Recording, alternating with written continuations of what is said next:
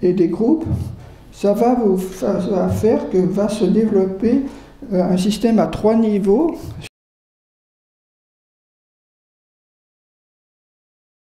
Soit le niveau personnel, si l'orgueil est très fort, et ça va donner à des haines très fortes et disons, des envies de tuer directement.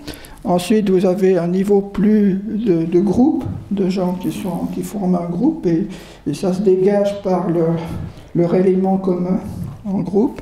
Et en fait, à la fin, c'est un système où plus profondément, on se monte une idéologie qu'on enseigne, qu'on transmet. Donc il y a tout un système de transmission. Et ça va faire qu'aucune des grandes hérésies n'apparaît sous une forme achevée avant, en général, 2 siècles. Il faut environ 2 siècles. L'islam, le Coran que vous avez, il a été finalisé 2 siècles après Mohammed.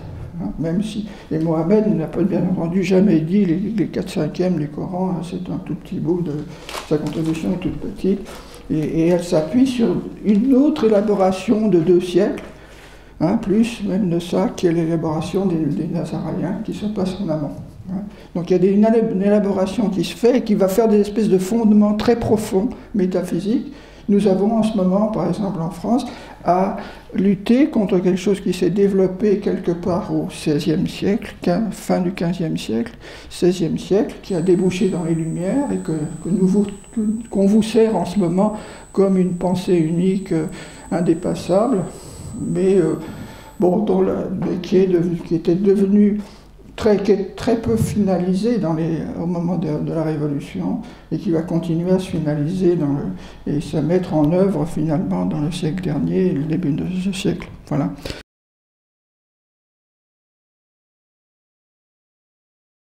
Donc voilà, donc il y a ces 3 niveaux-là. Et donc on va essayer d'aller, je vous le redonne en mémoire. Et donc là, je vous ai simplement... je crois que je ne voulais pas trop parler de ce petit bout-là, qui était la même chose que ce que je viens de vous dire. Vous avez les 3 démons, Asmodée, Belzébuth et Mammon. Et puis, donc, le fait du bas en haut, du corps vers l'esprit. Bon, alors, on va maintenant voir quelque chose qui est la généralisation de ça. Parce que ça peut fonctionner dans un petit groupe, ça s'appelle une secte au début, puis après ça devient une espèce de... ça peut devenir une petite religion, puis à un moment donné, ça prend suffisamment d'ampleur, et ça s'organise avec une espèce de vision qui se bâtit dans le temps, une espèce de vision universaliste. C'est-à-dire que ça se justifie, on justifie la propre forme que ça a, par sa généralité comme une vérité fondamentale, et qui donc doit s'étendre à tout le monde. Et donc, ça a une visée universelle. Tôt ou tard, c'est une visée universelle. Et à ce moment-là, ça devient ce que le père Galès appelle un messianisme, c'est-à-dire quelque chose qui est déjà organisé pour justifier le monde entier, l'extension au monde entier, en vue simplement de répandre cette chose. Les gens croient que... Alors, bien sûr qu'on peut y accrocher la présence d'un Messie au sens propre, mais par exemple, dans le bouddhisme, c'est qui a 2 parties elle-même, la première de 4 siècles, et puis la deuxième de 2 à 3 siècles, qui sont postérieures donc à la prédication de Thomas dans sa zone de départ. Donc ça va déboucher en Chine à partir du IIIe siècle et continuer à se développer sans arrêt comme un système multiforme, comme une espèce de petit cancer de l'esprit. Voilà. Et donc ce système qui a vraiment le même type de propagation, je dirais, qu'un cancer, c'est-à-dire avec des métastases qui vont se mettre à des endroits. Donc vous allez trouver par exemple en ce moment des métastases bouddhiques dans la tête d'un certain nombre de gens, ou des métastases de type messianique, disons islamique, ou d'autres types finalement, qui continuent à être là, qui sont là, et puis qui sont de la fausse vérité, qui continuent à grandir. Bon, voilà, il faut avoir cette image-là.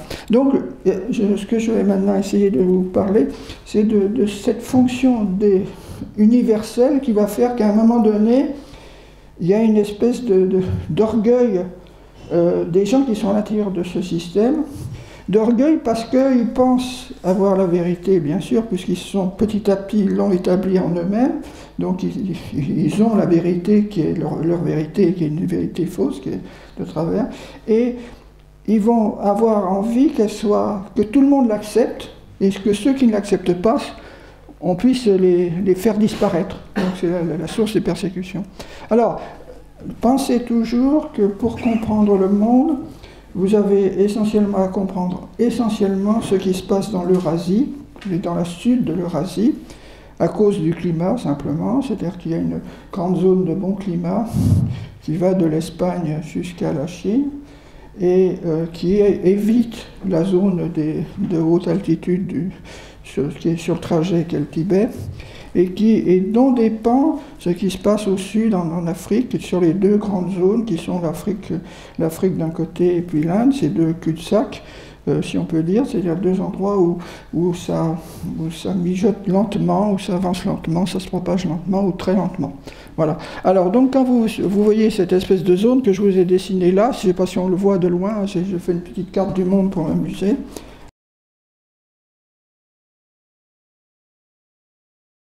Hein, et donc vous avez, mettons sur là, que la Chine soit là-bas, donc vous avez cette espèce de zone, et dans cette zone-là, vous avez trois éléments essentiels, différents.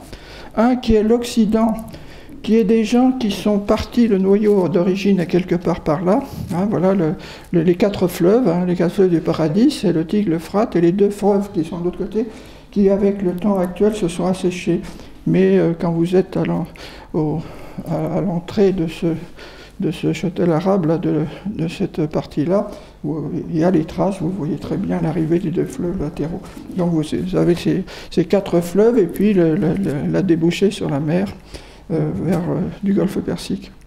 Donc ça c'est la source. Donc les gens qui sont allés en Occident sont des gens qui ont suivi le soleil et qui sont plus dynamiques, etc.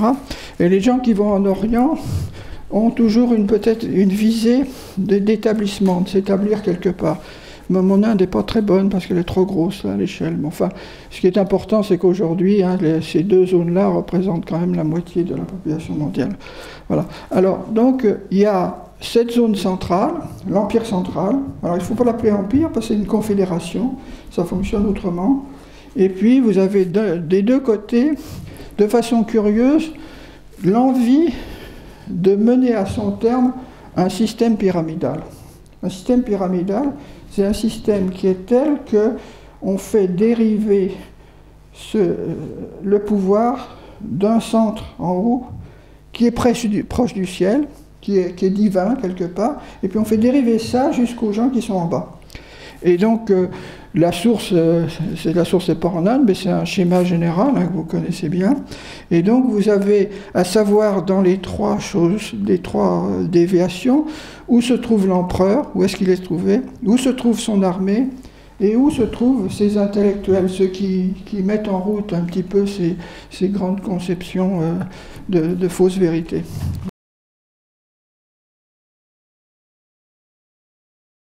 Voilà. Alors, oui, je vais peut-être sauter sur cette chose-là, je vais revenir après. Non, c'est très bien. Donc là, ce que je voudrais dire, c'est que si vous voulez, ces trois royaumes, ça, celui-là s'appelle le royaume de la terre, et en général, dans l'écriture, on appelle globalement le royaume de la terre tout ce qui est à l'orient de la zone source, disons, d'Israël, si vous voulez. Alors, ce qui est assez extraordinaire, c'est qu'en fait, avec la redécouverte de l'Amérique, ça redevient équilibré. C'est-à-dire, si vous ramenez l'Amérique là contre ça, hein, bon, donc vous avez effectivement, Israël est sensiblement le centre. Hein, c'est un truc bizarre. On prend la Gaïa, qui est dans le schéma de la constitution de la Terre, c'est l'espèce de continent primitif, et au centre de ce continent primitif, vous avez à peu près l'Israël actuel. Hein. Et puis les bouts se sont un peu écartés dans tous les sens. Bon, voilà. Alors, donc ça reste le centre du monde, même si là, ce dont je vais vous parler, c'est plutôt lié à la partie qui a qui a été plus dynamique, disons, dans le transport de la vérité comme dans le transport de la fausse vérité. Et alors, de façon étrange, les deux extrémités vont être très pyramidales et très tôt, et le centre, au contraire, la civilisation du centre, qui est la civilisation mésopotamienne, s'est développée dans un schéma de confédération. Donc on appelle de temps en temps l'empire perse, mais ce n'est pas un empire, il n'y a pas d'empereur, il y a un roi des rois, c'est ce qui est assez différent. Hein, c'est assez différent.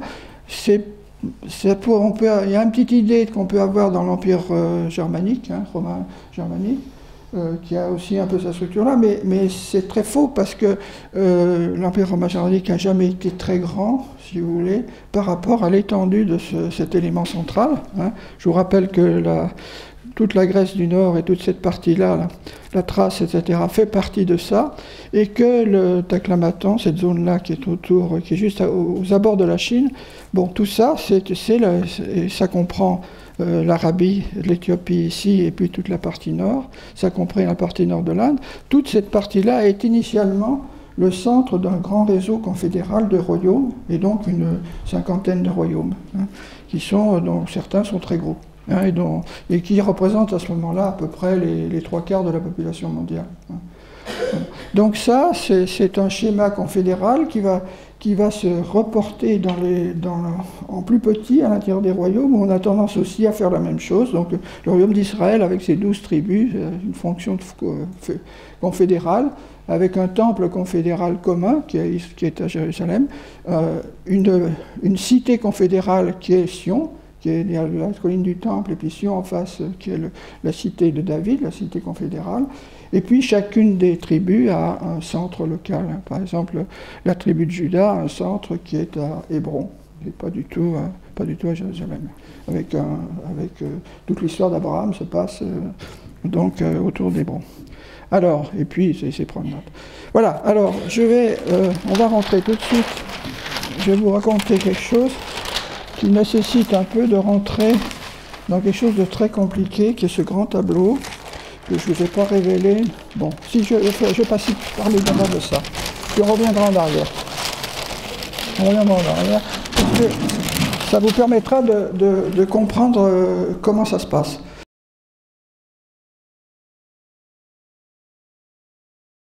Donc, ce que je viens de vous dire, c'est qu'il y a deux éléments pyramidaux, et il n'y a à l'intérieur de ce grand centre qu'un endroit qui est pyramidal, qui essaye d'être pyramidal, et ce n'est pas la volonté de Dieu, c'est Israël, l'Israël du temps de Jésus. Donc ici, c'est clair, vous avez un empereur, vous savez qu'il est Pontifex Maximus, c'est-à-dire qu'il célèbre comme grand prêtre pour l'ensemble de l'Empire romain. Bon, il est déifié au sens des demi-dieux par déclaration du Sénat à sa mort, après sa mort. Voilà. Et puis après il y a des prêtres, et puis après il y a l'armée, et puis après il y a tout le monde, et en bas il y a des esclaves. Alors je vous rappelle, pour que vous ne fassiez pas d'erreur de traduction, il n'y a pas d'esclaves en Israël, pas plus que dans l'ensemble du monde central. Le monde central n'a pas d'esclaves. On vous fait une mauvaise traduction en parlant d'esclaves. Jésus n'est pas l'esclave de qui que ce soit, il est le serviteur, ce qui est tout à fait différent, parce que le serviteur est respecté et non pas quelqu'un qui est opprimé. Vous ne trouvez les esclaves que dans la partie sud de l'Inde, et ça s'appelle les parias, hein, avec un rôle analogue aux esclaves. Et donc vous avez les esclaves à Rome, qui sont pris par la guerre, et les parias, qui ont été pris autrefois par la guerre, et qui sont donc aussi la source un peu indienne de ce genre de choses. Donc il n'y a pas d'esclaves, j'insiste, hein, parce qu'autrement ça ne permet pas bien de comprendre ce problème de persécution, parce qu'on pourrait dire que les esclaves sont persécutés, ce n'est pas exactement la même chose, parce que les esclaves ne créent pas par eux-mêmes quelque chose, n'ont pas une propre vérité, ils n'ont même pas le droit d'avoir de vérité. Voilà. Et puis au milieu, donc Israël, alors là du côté chinois, l'empereur est fils du ciel, hein, vous savez, et il est en fait le rôle de grand prêtre, c'est-à-dire par exemple, au printemps, il va prendre une charrue en or et il va ouvrir un sillon, parce que ça ressemble étrangement à ce qui se passe à Rome, et il va ouvrir un sillon et il va faire des prières à Dieu pour que les récoltes soient bonnes l'année qui vient. Et si les récoltes ne sont pas bonnes, les gens vont beaucoup se poser la question, est-ce qu'il n'y a pas eu une erreur hein, une erreur dans le déroulement de la cérémonie fondatrice. Bon, voilà. Et puis il y a ça, et là il n'y a pas d'esclaves non plus. Hein. Il n'y a pas d'esclaves en Chine, il y a des paysans en bas, il y a des petits chefs. Alors on va revenir sur la question des petits chefs, c'est très important dans ce qu'on veut dire, c'est que dans un système en pyramide, il y a des chefs, il y a une chose, mais il est assez lointain, et donc il y a des petits chefs. Et les petits chefs sont les éléments moteurs de toutes les persécutions. Hein, vous l'avez entendu, si vous avez bien entendu ce qu'a dit Joseph hier soir, hein, vous avez dû remarquer que ça se passait localement et que vous aviez toujours un exécuteur plus ou moins, disons, extrême, qui est le petit chef. Alors, donc ça, c'est caractéristique des systèmes en pyramide. Et quand le Troisième Reich, autour d'Hitler, crée un système en pyramide, eh bien, il va y avoir en bas des bourreaux qui sont des petits chefs qui dirigeront des camps de concentration, des choses comme ça, de façon plus ou moins abominable. Et donc ça, c'est le pire du système, c'est les petits chefs qui vont faire qu'on leur délègue quelque chose et c'est eux qui peuvent transformer le système en un système d'oppression, c'est-à-dire transformer les gens qui sont sous leurs yeux, parce que ça les grandit en même temps, donc ils les ramènent au niveau de la bête, hein, au niveau de l'esclave, et l'esclave est comme une bête, d'une certaine façon, en dessous de la bête. Voilà. Et donc ça, vous l'avez très bien entendu aussi de la déshumanisation dans la persécution hier. Donc ça, c'est une caractéristique du système comme ça. Alors par contre, en Israël, c'est un espèce de compromis, mais de fait, Israël s'est déformé dans ce que fait le projet d'Anne, grand prêtre, ou grand prêtre délégué, etc. C'est bien de faire, lui, un système pyramidal, où tout en bas, il y a tous les autres, qui ne sont pas Israël, quelque part il y a tous les autres, et donc il n'y a pas de problème à tuer des Romains, voilà, on trouve un prétexte, ils sont occupants, etc. Et c'est pas tout à fait vrai, parce que je vous rappelle qu'Israël fait partie n'est qu'un des royaumes à l'intérieur de la Confédération, avec des règles assez propres à cette Confédération. Alors vous avez un système qui comprend le temple, en haut, à l'intérieur du temple vous avez la Shekinah de Dieu, la présence de Dieu. Alors comme ça on peut annexer, quand on est grand prêtre, on peut annexer le pouvoir de Dieu, beaucoup plus qu'ailleurs, c'est donc beaucoup plus dangereux. Et puis dessous vous avez le Sanhédrin, vous avez les Sanhédrins locaux, les synagogues, et après vous trouvez le peuple en bas. Voilà. Et donc vous avez dû remarquer que Jésus va systématiquement visiter les synagogues et les Sanhédrins locaux. C'est-à-dire, il y a une mauvaise traduction là, une chose qu'il faut que vous ayez corrigé dans votre tête. On dit, il les envoya vers les villes et les villages. Non. Il les envoya vers les Mdinta et les villages. Les Mdinta, c'est les chefs-lieux de chacune des tribus.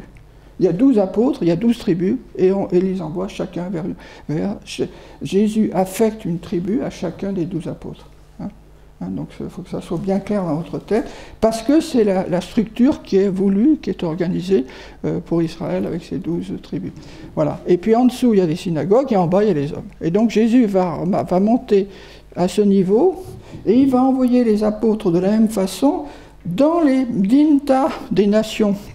C'est pour ça que Pierre doit aller à Rome, c'est pour ça que Barthélemy, dont on a célébré la fête hier, avec des textes qui ont dit qu'on ne savait rien sur lui comme d'habitude, alors qu'on sait énormément de choses. Bon, hein. Et puis l'Arménien qui était là, il aurait pu vous dire l'endroit où il a été martyrisé, et la tombe, et l'endroit, la tradition sur cette tombe, etc. Pourquoi on voudrait absolument que ça disparaisse? C'est complètement absurde. Bon, donc on a tout ce qu'on veut là-dessus. Donc là, on a Barthélemy et Thomas qui sont à Ninive, à Mossoul. Mossoul est un quartier occidental sur l'occident du Tigre. Hein.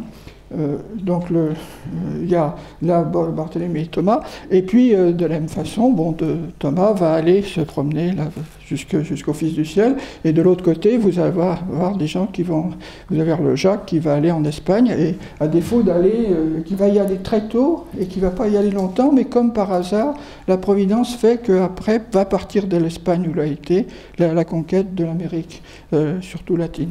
Voilà. Bon, alors je reviens en arrière, on reparlera de ça après, mais vous voyez tout de suite après vous avoir raconté ça, j'ai dit attention, il faut, pour qu'il y ait à partir de ça un horizon qui conduise à un Messie, eh bien il faut que le premier Messie soit refusé soit en disant qu'il va venir, soit dire qu'un deuxième Messie va venir. Hein, c'est la théorie des deux Messies qui va être derrière beaucoup les Nazaréens. Et puis, il faut derrière qu'il y ait un rôle, que ce rôle messianique soit explicité, donc il faut des siècles pour que ça trouve sa place dans l'horizon. Je vous ai dit, c'est très profond, hein. C'est l'héritage de siècles qui fait agir la fausse vérité contre la vraie vérité et qui conduit aux persécutions. Et puis vous allez avoir le bouddhisme de ce côté-là et toujours le problème des petits chefs. Alors, une fois que j'ai vu ça, on y reviendra tout à l'heure en parlant du shéol pour conclure. Voilà. Attendez, j'ai un petit problème, on va essayer de revenir au bon endroit. Voilà. Alors,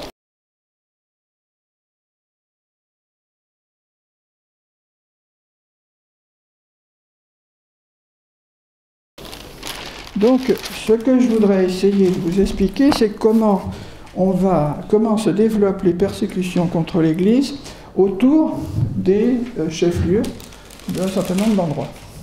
Donc, j'ai mis en tout petit là à gauche en chose parce que c'est Jacques le Majeur, qui va en Espagne. Hein. Alors, c'est très facile pour aller en Espagne. Tous les gens vous disent qu'il a pas pu aller en Espagne. Complètement idiot. Il faut une journée et demie de marche de Jérusalem pour arriver à Jaffa, à Jopé, Jaffa. Là, il y a toutes les semaines, il y a un bateau phénicien qui part. Il y en a deux, il y en a un qui arrive et un qui part. Alors, celui qui arrive, il va continuer et il va aller en Espagne pour aller chercher de l'étain, parce qu'il n'y aurait pas de bronze au Moyen-Orient si on n'allait pas chercher de l'étain grâce à ce bateau. Parce qu'il faut deux choses, il faut du cuivre, mais il faut de l'étain. Il n'y a pas d'étain dans cette partie-là. Donc ça fait presque 3 millénaires, depuis l'âge du bronze, 2 millénaires à peu près au temps de Jésus, où ils ont commencé à aller chercher de l'étain vers l'Occident. Ils ont ramené l'étain de l'Occident. Bon.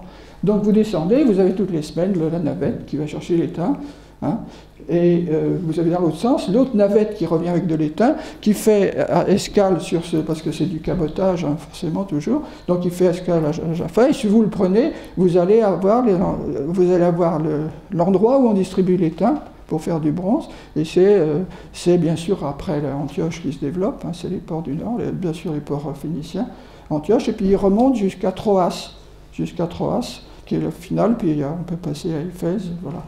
Et donc cette navette-là vous permet, quand vous allez là, toutes les semaines, vous pouvez, vous prenez le bateau, vous avez pour 2-3 semaines, vous êtes en Espagne, de l'autre côté de l'Espagne, et vous pouvez remonter, parce que il y a en Espagne une barre en travers qui est très intéressante, qui est une barre d'affleurement de l'étain.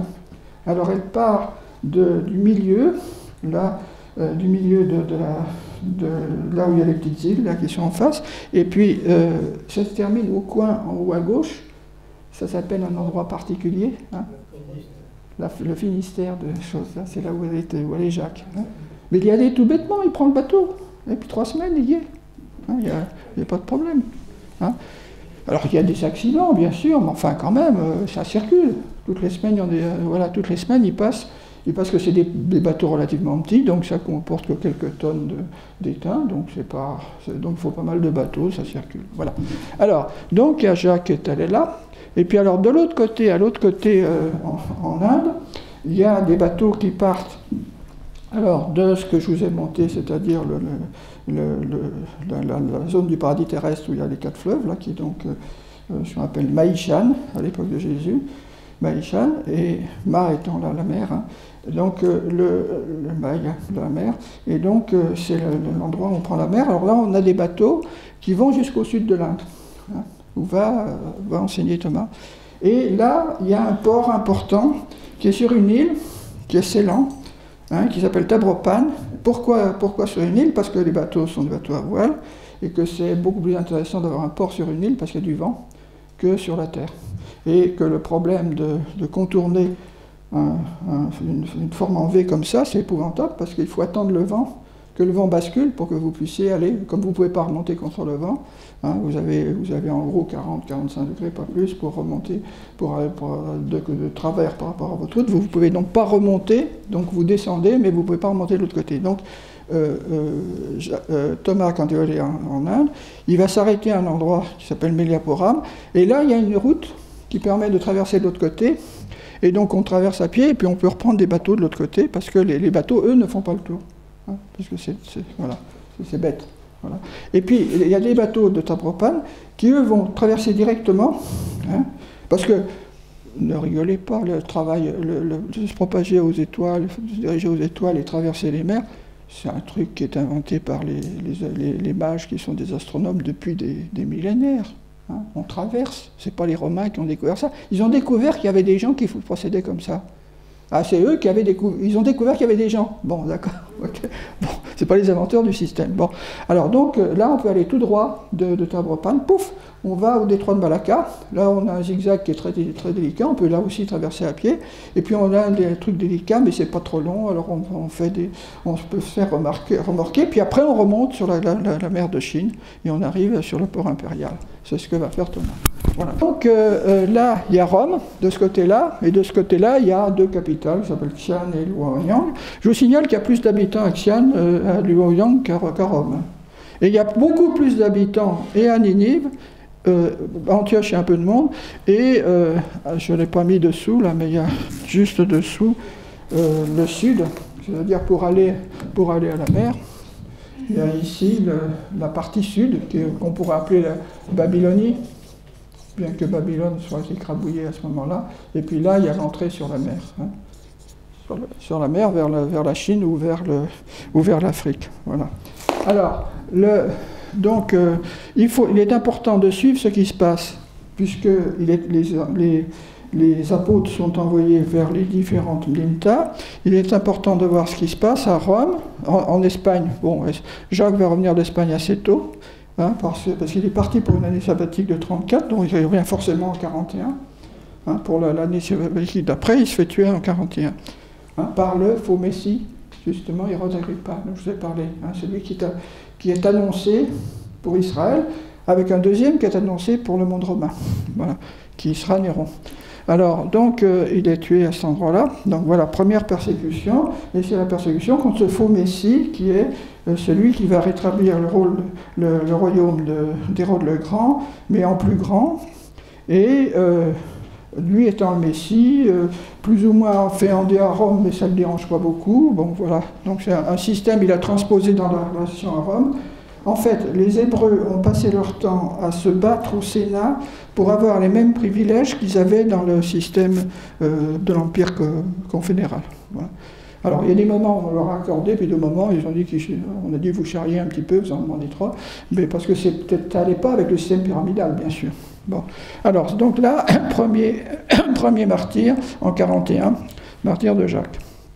Alors, à Jérusalem, vous avez Jacques le mineur, Jacob Sarah, qui lui ne va être martyrisé qu'en 62 par le dernier des successeurs d'Anne, de la famille d'Anne, hein, en 62. Donc lui va résister pendant un certain temps. Donc bon. Et puis Pierre, par contre, qui part de Jérusalem en 37. Tous les autres partent de Jérusalem en 37, alors que Jacques est parti avant. Et donc là, je vous décris ce qui se passe sur 8 des 12 apôtres. Les 4 autres sont 2 vers le nord, dans la zone autour de la mer Noire, et 2 vers le sud, qui sont la zone éthiopienne, égyptienne. Hein, voilà. Et un peu arabique. Hein, l'Arabie. Voilà. Donc il y en a 4 qui font cette branche verticale, et vous en avez seulement 4 qui vont dans l'Empire romain. Hein, il n'y a que le tiers des apôtres qui va dans l'Empire romain. Hein, mettez-vous bien ça dans la tête. Hein. Il y a le tiers des apôtres qui va dans l'Empire romain, le deuxième tiers qui va aux limites vers le nord, pour rencontrer les sites, hein, c'est des choses que vous connaissez bien, vous les orientaux, voilà. Et puis qui vont vers le sud, vers les Arabes et plutôt l'Éthiopie et l'Afrique. Voilà. Donc vous avez 4, et puis en Orient, ben vous en avez à nouveau un peu plus, parce qu'on n'a fait que 4 et 4, 8, et il en reste 4 pour l'ensemble, qui est une chose. Donc il y aura la partie nord, qui est la Syrie, et la partie sud, qui est la Babylonie. Voilà. Donc voilà, donc vous avez ces éléments-là, et je vous ai marqué à chaque fois à peu près où il mourrait. Alors c'est intéressant, parce que je vous ai mis ça par chronologique, et je vous ai enterré de rouge les endroits où il y a persécution et où meurt l'un des apôtres, martyr. Voilà. Donc vous allez avoir une série comme ça. Alors, je vous ai déjà parlé de toute cette partie initiale hier, et je vais insister juste sur quelque chose qui se passe donc en 62, dont je n'ai pas parlé hier, c'est la sauvegarde pour aller à Ninive de la tradition d'Israël. C'est-à-dire que la tradition d'Israël ne va pas, bien sûr que Siméon et les autres vont se retirer à Pella, qui est juste une petite cité dans la partie des villes de la décopole grecque qui a été fabriquée en transportant des Grecs par Rome pour faire un petit état tampon avant le monde part, hein, avant l'ennemi héréditaire oriental. Hein. Leur boche à eux, voilà. Et donc, à cet endroit-là, eh bien, il va y avoir, autour de l'année 62, le transfert des bases de la civilisation. Alors 62 c'est important parce que c'est postérieur à 51. 51 c'est l'Assomption. Il faut que vous soyez bien conscient que la Vierge Marie est centrale dans tout ça. C'est-à-dire que quand la Vierge Marie remonte au ciel en 51, plus un iode ne peut changer dans quoi que ce soit des Écritures saintes. Donc il y aura après quelques Écritures saintes, mais Jean est déjà construit, etc. Tout est fait. Ce sera la fin des lettres de Paul, et puis l'Apocalypse. Hein. La fin de l'Apocalypse, parce qu'il y a une première Apocalypse qui est faite avant. Voilà. Donc ça, c'est à cet endroit-là se fait le passage, le premier passage, parce que c'est la première persécution qui va commencer à se mettre en route autour de 70, et donc juste un petit peu avant, voilà, le passage se fait à Ninive. Ce qui est normal, c'est la plus grande ville de parler araméen qui est proche d'Israël. Hein, elle est au nord, et c'est elle qui est sur la grande barre horizontale. Hein, je vous ai représenté un système avec une grande barre horizontale du commerce, et donc c'est bien Ninive qui est le centre de la transmission dans les royaumes, d'ensemble des royaumes qui vont de l'Empire romain jusqu'à la Chine, hein, par la terre, hein, quand on marche. Et puis par l'eau, c'est un peu... Par l'eau, c'est la même chose dans l'Empire romain parce que c'est parallèle, mais par contre, vers le bas, il faut passer par le bas, hein, pour aller en Chine par la mer. Voilà. Alors donc, à cet endroit-là se passe un endroit important, et ça va vous expliquer qu'un petit peu après, vous allez avoir, un petit peu après ce passage-là, qui est providentiel, vous allez avoir un certain nombre d'apôtres qui vont quitter complètement cette zone-là, mais vous allez avoir autour la mort de Simon et de Jude, en 50 et en 65. Vous allez avoir ici aussi des éléments qui sont la mort de Jacques, voilà, le martyre de Pierre qui va être en 67. Il y a toute une zone là, toute une bande ici, qui se conclut par Thomas en 72, un peu après.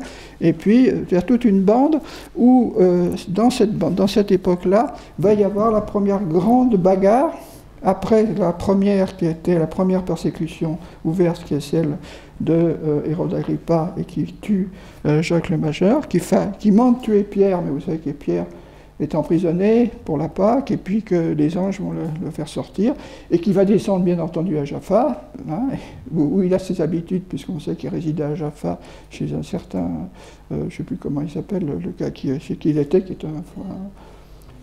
c'est intéressant parce que c'est un teinturier. Et la teinture, c'était impur parce qu'on se tachait, etc. Donc on pouvait se mettre là-dedans et être à l'abri des persécutions juives. Bon, donc Pierre descend là, puis il prend lui le bateau qui va vers le nord, et puis après il a un relais. Il peut faire un relais à Chypre et il peut aller directement au sud de l'Italie, aller à Rome. Donc il va à Rome. Donc l'objectif qui est donné aux apôtres, quand Jésus leur dit, vous allez vers les Mdinta et les villages d'Israël, et après des nations. Et donc ils vont aller vers les capitales.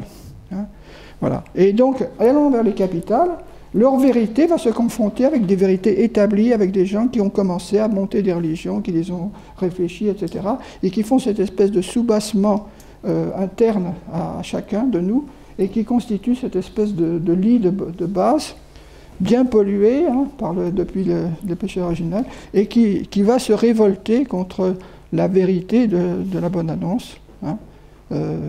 et donc qui va provoquer les persécutions. Voilà. Donc le premier jeu, c'est là. Alors le deuxième jeu est plus intéressant, c'est celui qui va se perdre. Voilà, je vous ai mis un certain nombre. Je n'ai pas écrit tous les morts là de ce côté-là, mais enfin il y en a pas mal du côté de Rome, parce que la persécution va continuer. Avec une grande différence, c'est qu'en Orient, il n'y aura pas de persécution. À Ninive, il n'y a pas de persécution. Hein, la Syrie n'est pas persécutée, il y a un royaume de la Syrie qui prend l'ancien groupe de la Syrie, et puis d'autres royaumes. Diabène, etc., plein de royaumes.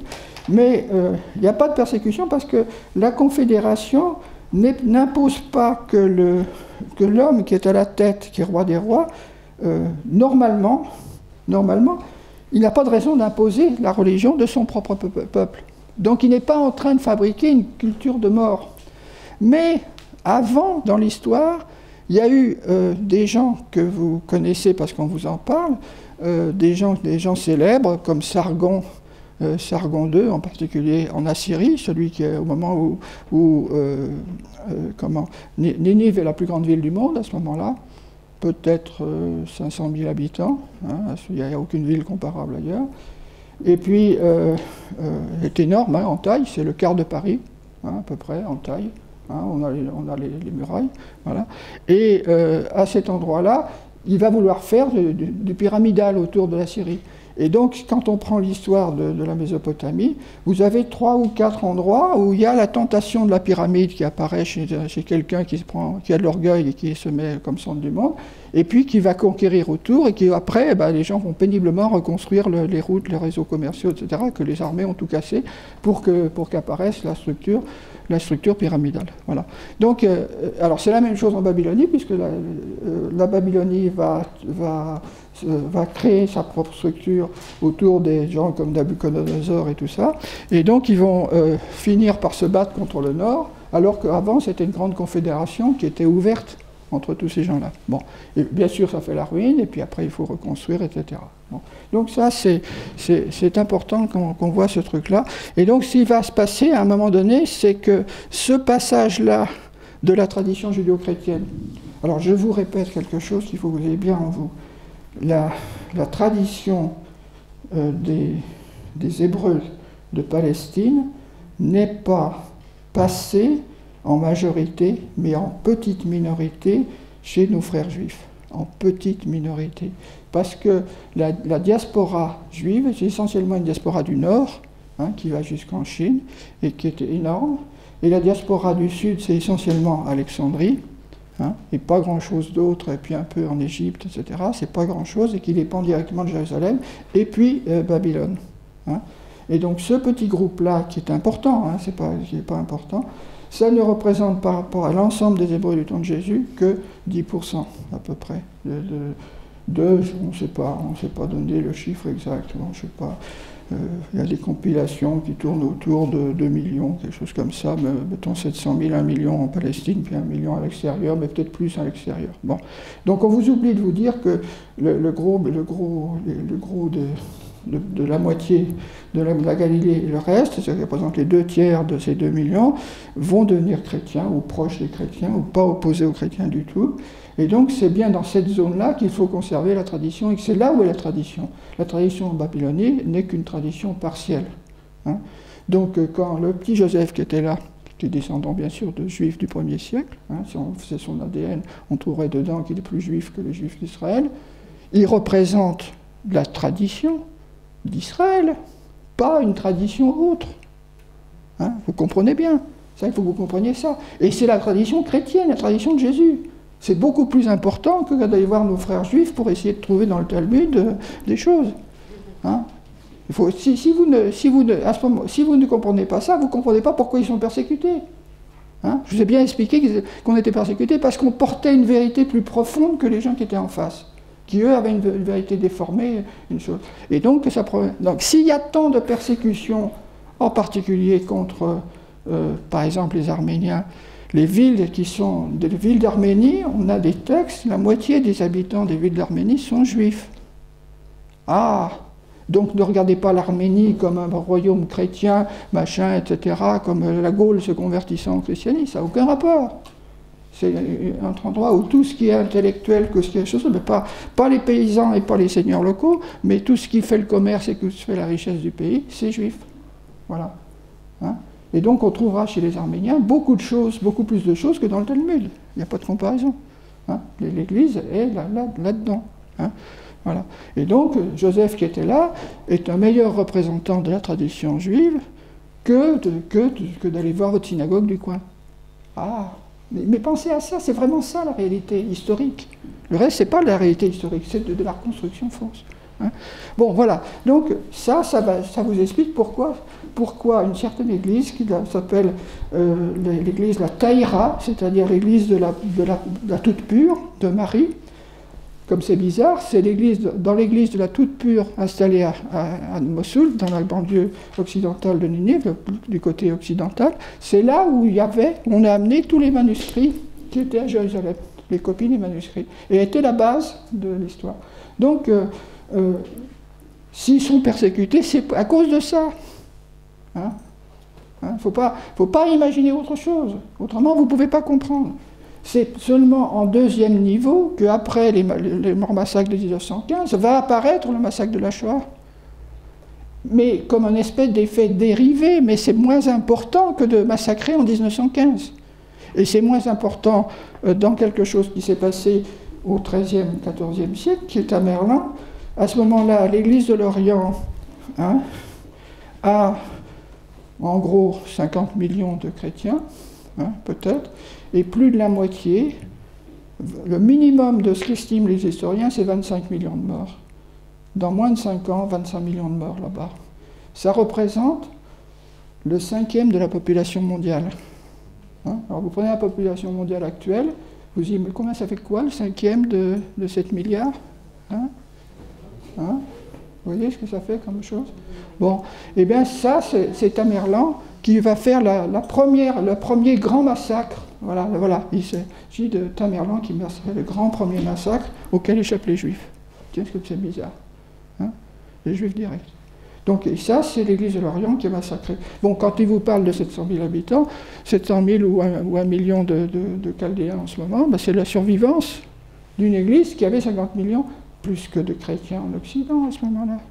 Vous ne bougez pas les yeux.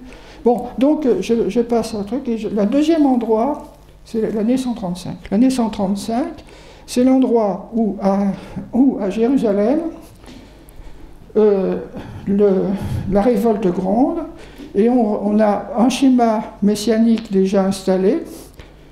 Rabbi Akiva, dont vous avez entendu parler comme un sommet de la tradition, disons, juive, qui était matiné, qui était plus ou moins avec une mère chrétienne, voilà, se décide à reconnaître son gendre, Bar Kokhba, comme le Messie. Il est le Messie, dit-il. Et donc, il y a un Messie qui surgit à ce moment-là et qui prend le pouvoir et qui essaye de refaire le coup de 70. Et qu'est-ce que fait le Messie quand il arrive à Jérusalem, Bar Kokhba? Eh bien, il détruit la hiérarchie judéo-chrétienne, détruit la hiérarchie.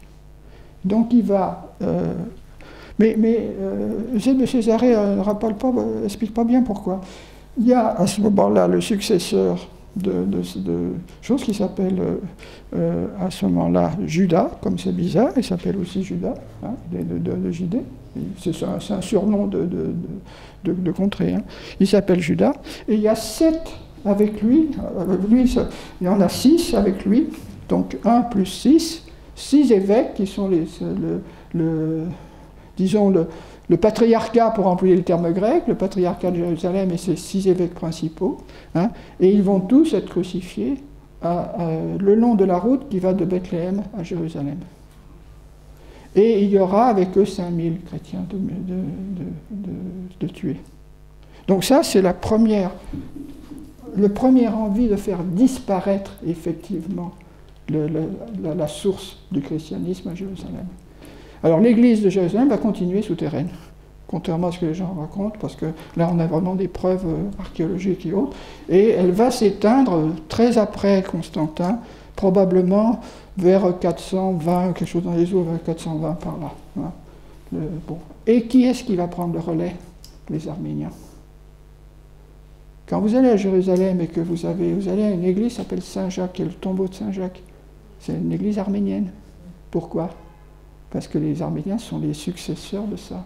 Et comme ils sont dans l'Empire romain et qu'ils ont une façon à droite de gérer leur religion, etc., par rapport à l'Empire romain, eh bien, tous les chrétiens de l'Orient viennent en pèlerinage à Jérusalem.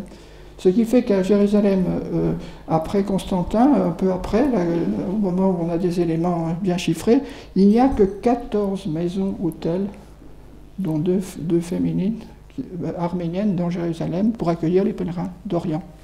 Hein. Ils viennent célébrer, ils viennent écouter la liturgie, célébrer à ce moment-là. Et la liturgie est intéressante, parce que la liturgie est en grec, comme nous raconte le pèlerin là, qui nous a laissé trace de ça, parce que c'est obligatoire. Et donc, on célèbre en grec, et derrière, on fait... Et je vous rappelle qu'actuellement, la hiérarchie des chrétiens palestiniens orthodoxes est grecque. Pourquoi diantre ils ont continué ça? Il y a une espèce d'atavisme de transformer l'histoire judéo-chrétienne. Bon, alors donc là, à ce moment-là, l'Église va devenir souterraine. Et alors, je vais vous emmener dans cette partie-là, où on va arriver en 329, beaucoup plus tard,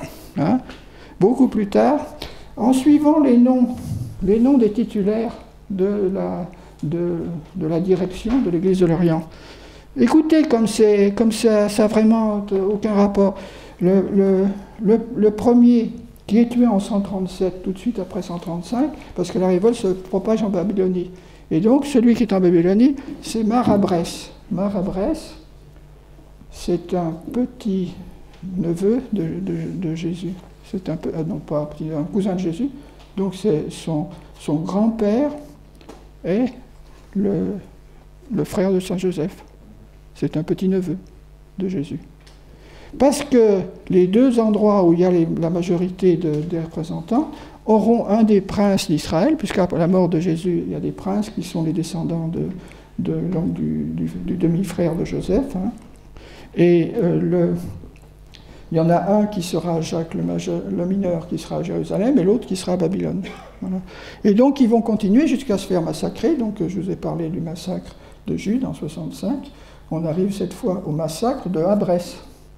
Et alors on lit le Talmud et on vous explique dans le Talmud que bien entendu le Resh Galuta, c'est-à-dire le responsable des Juifs de Babylonie, il est de la tribu de David.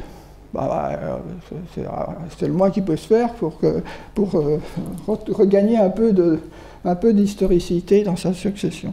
Alors les suivants s'appellent Abraham, le suivant s'appelle Yaakov, le suivant c'est Aram et Aa et Chaloupa, c'est des mots araméens qui ont un rapport, qui sont complètement judéo-chrétiens.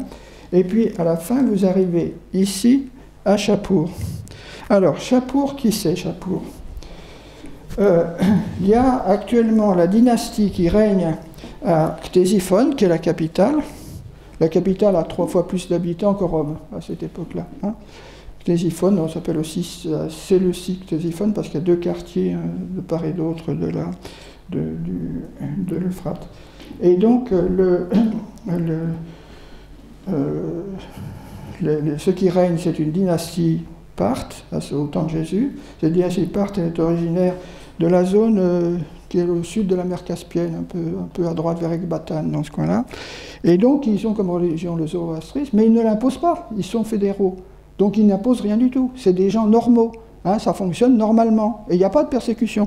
Donc, ça va rester sans persécution, excepté localement, en 2 coups, dans la zone de Babylonie, où seront tués Simon et Jude et où sera tué Abrès. Hein, les 2 trucs étant liés à des premières révoltes. Bon, voilà, là c'est les premières révoltes. Et puis là, ça va être parallèle à ce qui se passe en 135 à Jérusalem.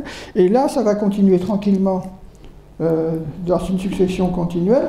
Je vous signale qu'au passage, vous aurez eu un responsable qui s'appelle Marie, ici, hein, qui, avec le responsable de Ninive, qui s'appelle Adai, vont être les 2 qui vont être la base de l'Église en réunissant le nord et le sud. Ils vont se réunir le nord et le sud et ils vont faire que l'Église ait une coordination nord-sud.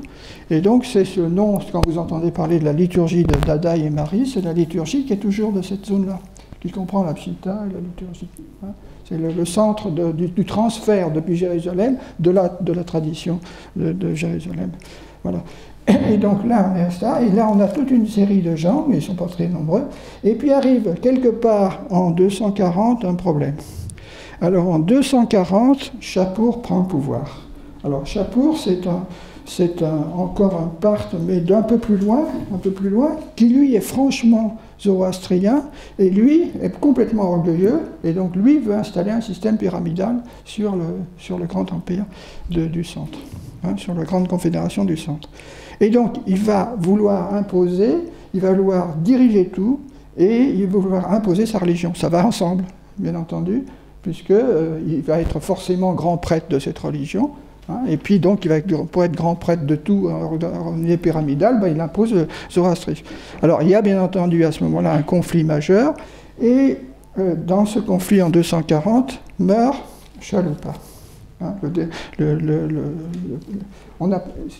nom qu'il porte, c'est Catholicos. Hein. Catholicos, ça ne veut pas dire catholique au sens que vous avez dans votre tête, ça veut dire, c'est un mot araméen dérivé du grec, qui n'a jamais existé. Catholicos, ce n'est pas un mot grec, bien sûr, c'est comme d'autres cas, c'est une fabrication très à la mode des mots fabriqués à partir du grec en araméen, c'est catholica, et ça veut dire que ça comprend à la fois les circoncis et les non-circoncis.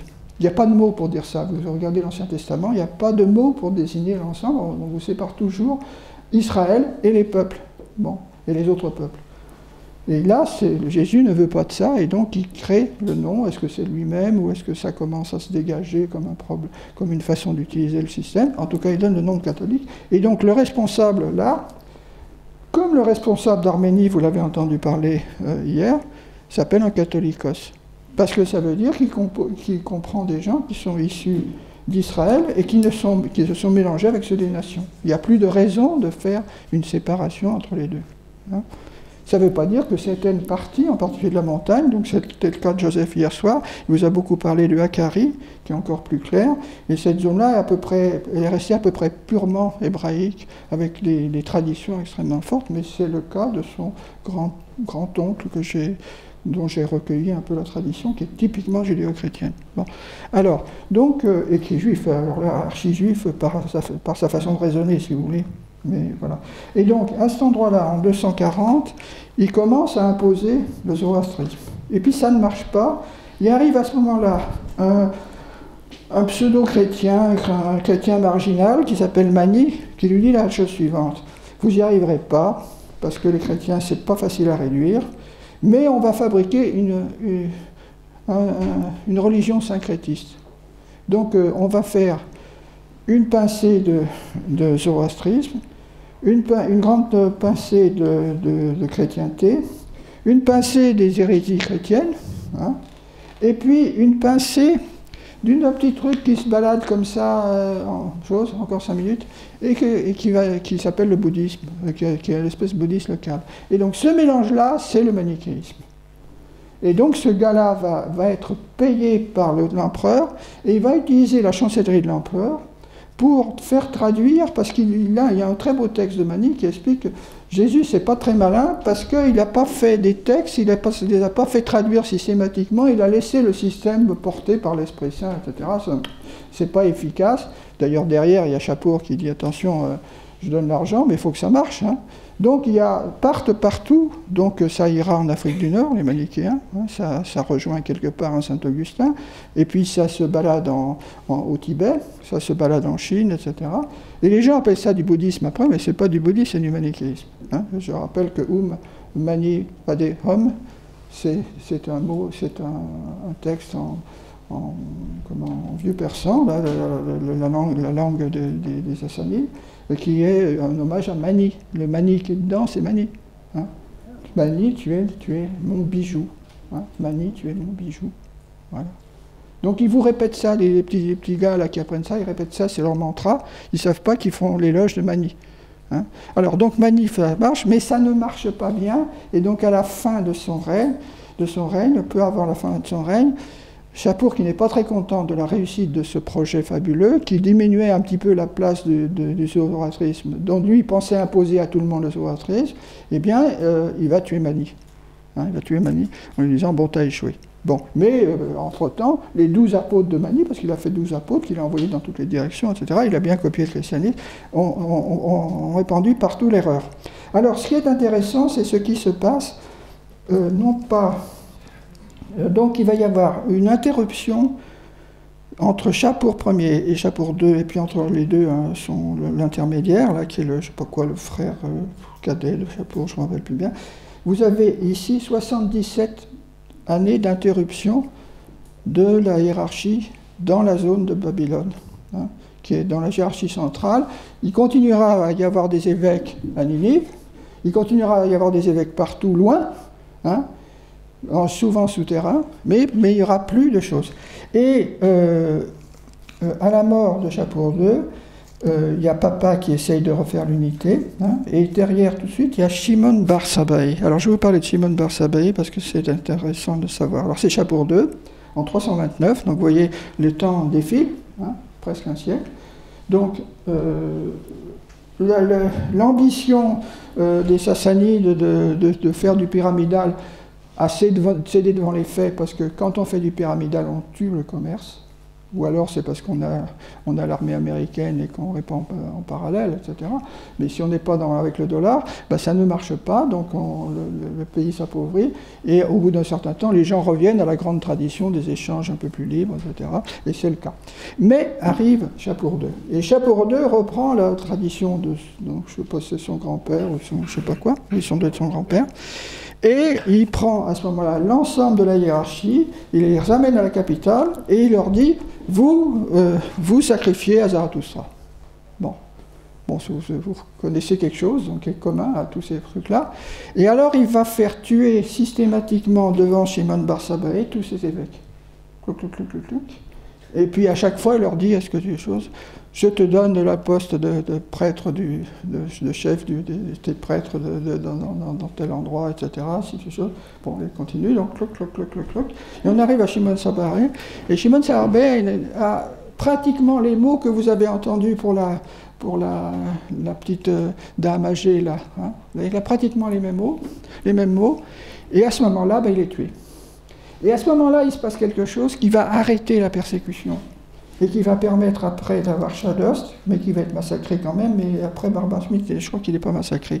Et il se passe quelque chose de bizarre, c'est qu'on entend une voix qui vient du ciel et qui fait la même chose que pour la passion de Jésus, hein, qui dit « Je l'ai glorifié et je le glorifierai encore », qui redit les paroles d'Évangile.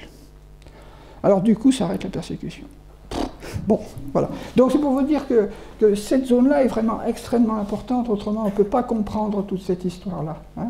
Et là on va voir ça, et puis ça va repartir, alors cette fois sans problème, jusqu'à rencontrer l'islam. Alors l'islam, repersécution, etc. Ils vont arriver les Mongols, pouf, ça va s'arranger. Et puis le dernier des Mongols, qui est en fait pas vraiment un Mongol, mais enfin qui a pris la place, etc., qui s'appelle Tamerlan, il en a ras-le-bol des chrétiens qui disent que l'islam c'est complètement stupide, que machin, etc. Et bon, et il décide le massacre général, dont le minimum est 25 millions, le chiffre le plus probable est autour de 35 millions hein, de gens. Et donc les gens se réfugient dans la montagne, et donc ces arrière-arrière-grands-parents étaient dans la montagne, et ils sont restés dans la montagne, c'est des survivants de cette époque-là. Donc vous voyez, Joseph qui était là hier soir est un survivant d'un certain nombre de persécutions. Chaque fois que le système devient pyramidal et que l'idée du système pyramidal, c'est que tout le monde est dedans, voilà, on essaye de prendre les enfants, vous reprenez le schéma du Troisième Reich, hein, c'est un peu la même chose, et à chaque fois c'est ça, et il s'agit d'imposer aux gens quelque chose qui s'est fabriqué au cours du temps, il y a toute une élaboration, etc., et qui fait que les gens, au fond d'eux-mêmes, n'arrivent pas à se décider de dire ce que je crois est stupide. Donc, puisque ce que je crois ne peut pas être stupide, eh bien ceux qui tiennent autre chose, on les tue. Et si l'histoire avant serait en faveur d'eux, eh bien on détruit l'histoire. On fait sauter le Palmyre, on fait sauter machin, on fait sauter les Bouddhas à Bamiyan, etc. Voilà. Donc c'est ça. Donc voilà. Bon, je m'arrête là et je peux vous poser des questions.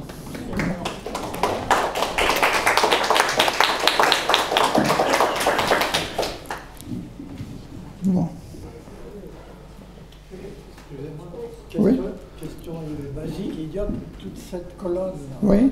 C'est la hiérarchie de quoi? Alors, là, il s'agit de la hiérarchie qui est à celui-ci Ctésiphone. C'est la hiérarchie de Ctésiphone, la capitale Parthe, que vous ignorez. Hein, vous ne savez pas que ça existe, Ctésiphone, pour vous, ça n'existe pas. Au temps de Jésus, au début de Néron, le responsable s'appelle Artaban IV. Vous ne connaissez pas, mais par contre, vous avez en tête un petit chose, fier comme Artaban. Artaban est invité à Rome par Néron qui veut faire la paix avec lui. Il a pris la pâtée dans une bagarre avec les choses. Parce que c'est facile de rentrer dans une confédération, parce que vous rentrez dans la confédération et la confédération est surprise parce qu'elle n'est pas organisée pour résister à ça. Donc ils vont des fois jusqu'à prendre Ctésiphone, etc., les Romains, mais tout de suite après, on réunit l'armée fédérale. L'armée fédérale, c'est 4 fois ou 5 fois l'armée romaine, parce qu'il n'y a pas de miracle. Hein. Et bon, quand ça arrive, on écrabouille les Romains, ou ils fuient d'eux-mêmes, et puis, donc ça se passera 3 ou 4 fois, ce truc-là. Mais à chaque fois, c'est par surprise, et ça marche. Ça marche toujours contre un pays fédéral, un truc comme ça marche toujours. Donc voilà, ça c'est donc les successeurs sur le siège qu'on pourrait appeler le siège à la fois du Nord et du Sud quand ils sont unis ensemble. C'est donc les successeurs de Barthélemy, de Thomas, de Simon et de Jude, de 4 apôtres. Hein, l'église dans laquelle les choses a été fondée par 4 apôtres, puisqu'elle prend les 2 apôtres du Nord et les 2 apôtres du Sud. Il n'y a que 4 apôtres. Le tiers des apôtres sont allés à cet endroit-là. Je n'ai pas compris, vous voulez dire que c'est pas la hiérarchie de l'Église, je comprends pas. Mais si, c'est une hiérarchie de l'Église. C'est une succession d'évêques, ça. C'est une succession d'évêques. Arrêtez d'imaginer que la succession d'évêques, c'est la succession de Rome.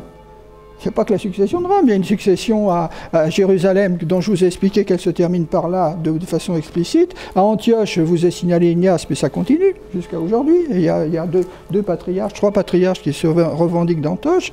Là, à Ninive, ça continue. Vous avez Joseph qui est là, et puis son équivalent non rattaché à Rome, qui est de sa famille aussi. Voilà, donc tout ça, c'est Ctésiphone, et puis vous pouvez faire la même chose en Chine. Vous pouvez faire la même chose en Chine. Donc voilà, ça c'est les hiérarchies. Vous relisez contre les hérésies d'Irénée. Irénée, qu'est-ce qu'il fait? Il dit la foi est conservée par les successeurs des apôtres. Et il donne les hiérarchies. Et même s'il tord le cou à pas mal de trucs de la vérité, Eusèbe de Césarée donne aussi des hiérarchies. Parce que nous sommes des églises qui sont dans un monde traditionnel. Et donc il y a une succession de traditions et de gens qui sont ordonnés les uns après les autres. Voilà. Et quand il y a l'interruption de 77 ans, ça veut dire qu'il n'y a plus de chef central, et par contre il y a les autres évêques, et quand ça va pouvoir repartir, quand Papa va être élu, tous les évêques qui sont survivants, souterrains, etc., se réunissent et réélisent un catholicos. Mais la différence avec Rome, c'est que Rome a la protection du ciel et que ça a été continu. Là, il y a des interruptions. Alors, il y a des grandes interruptions en Chine, beaucoup plus grandes, mais là, il y a des interruptions il y a un certain nombre d'interruptions. Comme vous nous les avez présentées, on a l'impression que c'est une succession de gangsters. Là, c'est pas possible, c'est des évêques archi-catholiques, si vous voulez. Archi-catholiques qui sont ordonnés avec une ordination, avec un rituel d'ordination que nous avons, qui est le même depuis des siècles et des siècles, voilà. Quel est le futur montage pyramidal en voie de fabrication? En cours de fabrication. Alors il y a deux choses. Il y en a un qui a un certain passé, qui est l'islam, qui est déjà fabriqué depuis longtemps, et donc dont le problème est continuellement de revenir à fabriquer ce qui vient d'être fait à Daesh et de reprendre comment s'appelle un calife. Bon, si on recrée un calife, et à ce moment-là, on est pyramidal. Donc, il vient de s'intituler calife, voilà. Donc, le califat s'est promené depuis Bagdad pendant très longtemps, et puis après, il s'est trouvé porté par les Turcs, il s'est trouvé à Constantinople, et puis après, ça a disparu, et là, il est en train d'être créé. Donc ça, c'est le premier. Le deuxième, c'est quelque chose qui n'est pas aussi clair que ça, mais qui est à peu près clair quand même, qui est le côté chinois, où le système a hésité entre deux positions, c'est-à-dire est-ce qu'on gardait le système impérial, et en fait ils l'ont toujours gardé, plus un système intelligent à côté, qu'on appelle les Confucéens, hein, qui est les gens qui sont en fait les mandarins qui dirigent le pays, hein, avec une langue franche, mais une langue franche écrite, hein, pas orale. Hein, à la différence de l'araméen qu'ils connaissaient et qui l'ont fait écrite et orale. Voilà. Et puis, donc ça, la Chine, bon, bah, c'est reparti, si vous voulez, en ce moment, quand même. Ça a quand même un grand nombre de choses. Alors, la troisième ça a failli être le dragon, hein, si vous voulez, l'Apocalypse. Et puis, maintenant, c'est la bête, c'est-à-dire c'est l'ensemble de la pensée unique, teintée des lumières, teintée de je ne sais pas quoi, qui est suffisamment athée pour se distinguer du christianisme, se distinguer de l'islam, et encore, c'est pas si sûr, et puis se distinguer des autres religions. Voilà. Donc ça, c'est le deuxième schéma. Hein. Et puis, bon, on est en ce moment dans la fin, hein, ça c'est clair. Hein, parce que ce qui sépare beaucoup le problème, qui est les bagarres entre cette partie-là, Antioche, Jérusalem et Ninive, c'est l'Euphrate. Hein, celui de gauche, celui qui est proche de nous des deux fleuves. Et l'Euphrate, d'après l'Apocalypse, doit s'assécher quand on arrive à la fin des temps. Or, c'est depuis 3-4 ans que l'Euphrate est asséché l'été. Et ça a permis l'invasion de l'Irak par le Daesh a été possible parce qu'ils ont traversé, les ponts étaient sautés, et ils ont traversé directement l'Euphrate avec les véhicules. Hein? Donc c'est ce qui est décrit dans l'Apocalypse. Donc nous sommes dans la fin. Hein? On ne peut pas se boucher les yeux. C'est décrit où dans l'Apocalypse? Bah, vous lisez la fin de l'Apocalypse, vous allez le trouver. Ouais. Enfin, c'est la fin. Bon, il vaut mieux que vous ayez lu comment est constitué l'Apocalypse, et je vous renvoie à mon livre sur les colliers, pour essayer que vous lisiez plus facilement. Voilà. Oui. Est-ce que vous avez une idée de la proportion du peuple juif qui est à l'origine de ce qu'on appelle aujourd'hui le judaïsme? Vous avez dit 2/3 à peu près de chrétiens ou de... Oui. Alors c'est la zone de Babylone qui a pris et qui a réinfusé des gens en Israël, parce qu'il y a eu toute une série. Là, ça représente, c'est une minorité intellectuelle, hein, qui a fabriqué ça. Oui, c'est 2%, c'est quelque chose comme ça. Oui. Et donc c'est 2% du peuple juif à l'époque, oui, qui s'attribue aujourd'hui l'exclusivité de la descendance du peuple hébreu. C'est à peu près ça. Oui. Okay. Alors, c'est pas aussi simple parce qu'il y a quand même des descendants ordinaires qui n'étaient pas très pratiquants. Il y a tous les commerçants qui après vont disparaître et qui vont en partie être remplacés par des Arméniens. C'est pas un hasard, hein, parce que c'est voilà, ou par des chrétiens. C'est les grandes choses. Et en gros, je dirais de l'ensemble des peuples, des descendants par le sang du peuple juif en ce moment, bon, ils seront peut-être 15-20% à peu près du peuple juif, hein, à peu près. Pierre, vous n'avez pas parlé de Saint Paul. Je n'ai pas parlé de Saint Paul parce que ce n'est pas exactement le centre de ce que je voulais raconter, parce que la persécution qu'a subie Saint Paul est une persécution locale à chaque endroit, si vous voulez. Sauf quand il arrive à Rome, où à la fin Néron fait une persécution globale, tue d'abord Pierre, et puis 6 mois après tue Paul. Donc le schéma est Paul n'intervient pas, si vous voulez, directement, il intervient par le fait que c'est le grand intellectuel, alors que dans les 12, le seul intellectuel c'est Barthélemy. Hein. Mais Barthélemy a été tué, comme vous avez vu, il est tué très tôt, hein. Il est tué en 44. Hein. Mais au niveau de date, Paul est quand par rapport à eux tous? Par rapport à eux tous, Paul est converti très tôt, il est converti dans l'année 32-33. Hein. Donc il est converti assez haut, il passe d'abord 3 ans au désert et il réunit la collection pour former ce qu'il appelle son évangile. Et puis après, il vient à Jérusalem pour vérifier qu'il ne s'est pas trompé. Et Pierre l'envoie comme diacre à Tarse, chez lui, c'est la façon habituelle. Donc il va travailler à Tarse pendant 3 ans. Et puis il va être récupéré par Barnabé pour l'aider à Antioche pendant à nouveau 3 ans, et puis à ce moment-là arrive le moment où ils sont envoyés tous les deux en mission, d'abord à Chypre, où il va baptiser le gouverneur de Chypre, de l'ensemble de Chypre, qui va l'adopter comme fils, donc d'où son nom de Paulus, qui est le nom du gouverneur, et donc il va être citoyen romain à partir de ce moment-là, donc ça lui donne une grande liberté pour circuler, hein, et ça va lui permettre d'aller jusqu'à défendre à Rome. Il va essayer de défendre à Rome une structure d'équivalence qui n'était pas évidente, parce que il y avait au moins le sang, l'héritage par le sang, la visibilité de l'héritage par le sang pour la circoncision. On pouvait vérifier sur les gens qui étaient bien juifs par le fait qu'ils étaient circoncis. Ce n'est pas tout à fait vrai, parce que les Éthiopiens étaient aussi circoncis, donc c'est pas aussi simple. Circoncis, hein. Et donc c'était pas aussi simple, mais en gros c'était relativement clair pour faire ça, et donc ils avaient un passe-droit particulier en tant que royaume associé à Rome, voilà, avec des traités particuliers. Bon. Et ça, Paul va essayer de le transposer pour les chrétiens, pour que les gens des nations qui deviennent chrétiens ne soient pas persécutés comme des gens ordinaires par le pouvoir romain. Et vous avez parlé du rôle de l'Arménie, donc qui a continué la tradition. Oui. Quel est le rapport que j'ai entendu? Il y a un rapport entre l'Arménie, il y a un rapport fort entre l'Arménie et l'Éthiopie. L'Éthiopie, c'est la même chose. L'Éthiopie a été convertie donc, par les apôtres Matthieu et Matthias, hein, et puis de très tôt. Et donc l'Éthiopie joue un rôle moins important parce qu'elle a très rapidement été coupée, parce qu'il y a eu des bagarres entre les Romains et les choses, et les Romains ont essayé de couper les routes vers le sud, et donc ça a donné un système un peu ambigu aux Éthiopiens.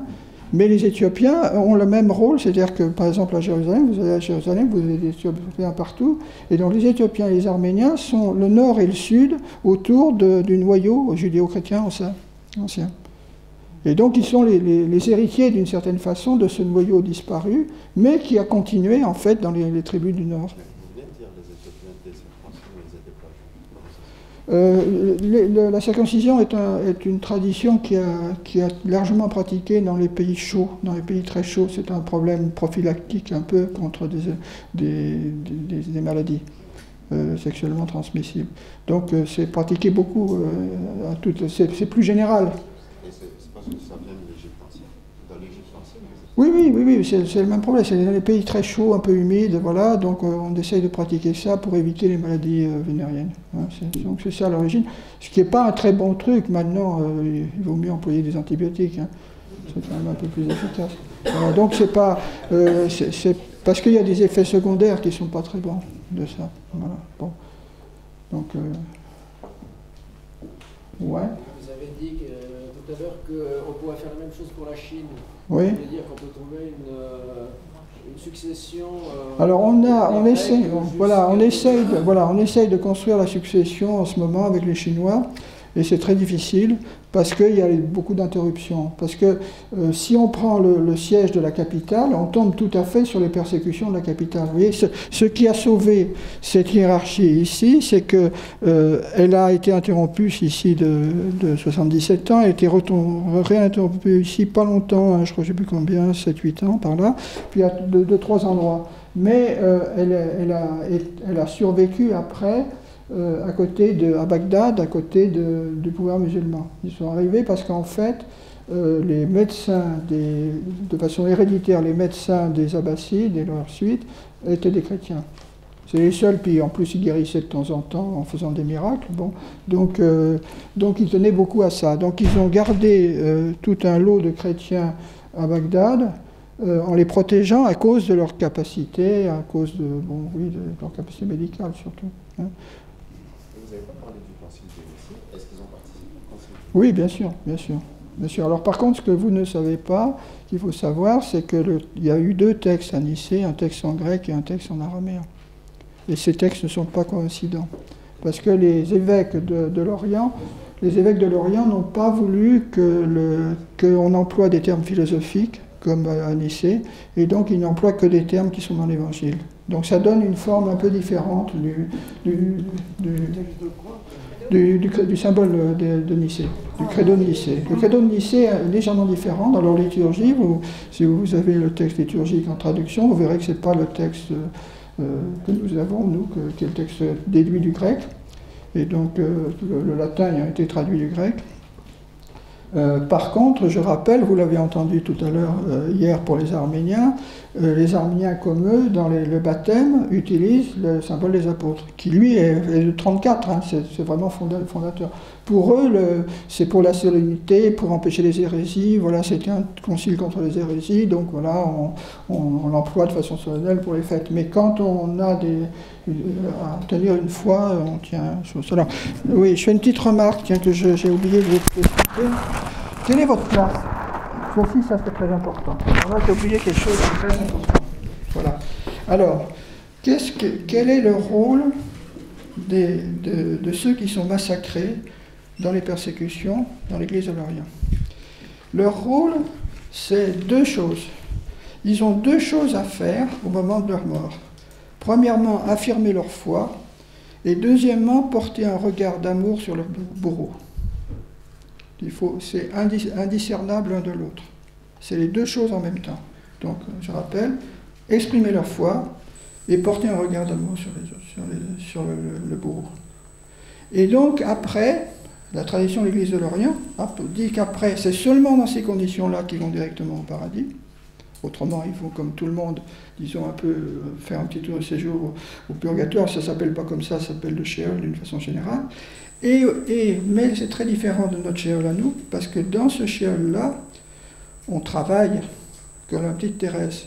Mais on ne travaille pas sur terre, on travaille à aller voir à sa mort votre bourreau, pour le convertir.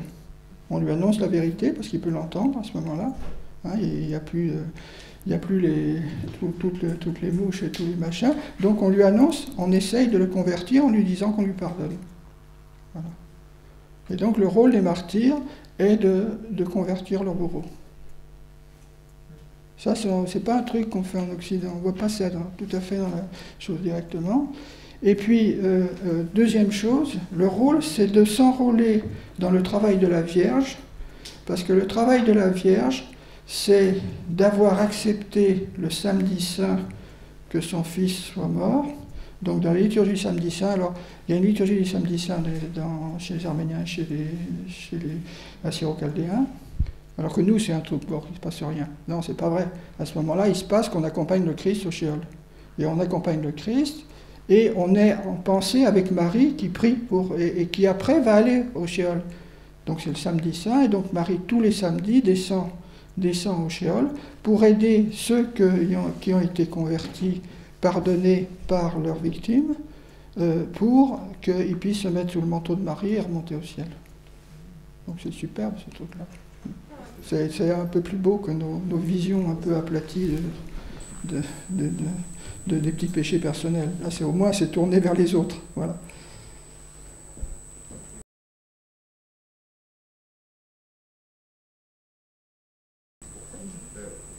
Le premier martyr, c'est Jean. Oui. Vous avez dit que tous les apôtres qui sont oui, martyrs, oui. pourquoi il est revenu? Pourquoi? Il est revenu jamais. Il revenait à l'année sabbatique, il est parti pour l'année sabbatique. Il a vu, à l'année sabbatique 34, il a vu arriver plein de choses. C'est lui le gros coordinateur du symbole des apôtres. C'est pour ça que le symbole des apôtres est 34, parce qu'il s'en va avec. Et le symbole des apôtres est un résumé de la foi de la Swarta, c'est-à-dire de l'ensemble des colliers qui sont enseignés à ce moment-là. Donc c'est lui qui est le coordinateur de ça. Hein. Et donc ce coordinateur de ça, il va là-bas et il essaye de fonder l'église, en particulier à Saragosse, qui est le César Augustin, le centre de choses. Là, c'est là où il a l'apparition de la Vierge sur le pilier. Et puis il revient pour annoncer que ça y est, il y a une église fondée en Espagne. Et donc il accompagne des gens en pèlerinage. C'est un peu comme aller en pèlerinage à Lourdes pour le curé d'autre paroisse. Mais là, c'est tous les 7 ans. Et donc, il revient à Jérusalem. Et là, bien sûr, il voit arriver l'endroit qu'il ne connaissait probablement pas très bien, où juste avant est arrivé ce faux Messie. Et là, il dit non, il n'y a qu'un seul Messie, c'est le Christ. Et pof, on lui coupe la tête. Parce que bien sûr, c'est insoutenable. Vous voyez, c'est toujours le même raisonnement. C'est insoutenable, donc il s'agit de lui couper la tête, parce que quand on coupe la tête, on coupe la gorge, donc les gens ne peuvent plus parler. C'est pour cette raison qu'on coupe la gorge. Pour pas qu'il puisse parler. Hein? Bon. Bon, c'est un peu plus clair maintenant, là, ce monde-là. Je suis un peu désolé, mais voilà. Il n'y a pas un livre là-dessus? Il y aura un livre, qui est le livre qui va... Alors si, ça c'est très bien. Alors va paraître ici en octobre, ce livre-là, qui est donc l'Évangile de la Miséricorde avec les chrétiens d'Orient. Hein, voilà, qui est donc le 3e tome des évangiles de l'oral à l'écrit, là, du quinquennat qu'on est en train de préparer. Et donc il sortira, et vous aurez dedans, vous trouverez cette histoire du Sheol, vous trouverez des éléments sur la persécution, mais pas beaucoup, parce que c'est pas le centre des choses, mais vous trouverez beaucoup de choses. Hein, dedans. Et en tout cas, les 25 perles du collier de la miséricorde, avec une bonne traduction, c'est-à-dire vous dire, pour que vous découvriez les merveilles de la compositrice qui s'appelle quand même Marie. Hein. Hein? Bien, merci beaucoup. L'évangile de la miséricorde. Voilà.